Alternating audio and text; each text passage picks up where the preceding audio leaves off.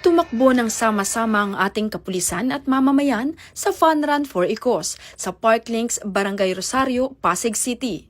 Pinangunahan mismo ng Chief PNP, Police General Nicolas D. Torre III bilang lead runner.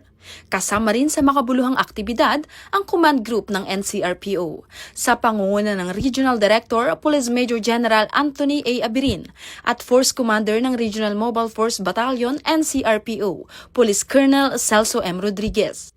Mula sa 10 kilometro, 5 kilometro hanggang 3 kilometrong kategorya, hindi lamang lakas at stamina ang ipinamalas ng mga lumahok, kundi pagkakaisa, malasakit at dedikasyon para sa bayan.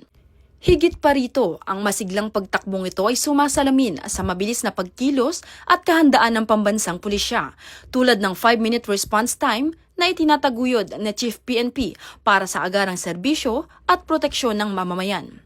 At patuloy itong pinagtitibay ng liderato ni Police Major General Anthony A. Abirin sa ilalim ng kanyang AAA Policy Framework at 5 Guiding Principles. Isang pagtakbong may saysay, isang adhikaing makabayan para sa mas ligtas, mas mabilis at mas maunlad na Pilipinas. Ito ay napakaganda at nagpapahiwatig ng pagkakaisa na buong pwersa ng PNP. At napakaganda ng ganitong isang event na kung saan makikita natin yung stamina ng bawat isa at kahandaan ng bawat isa. Ito ay preparasyon para sa pagtugon sa anumang responde.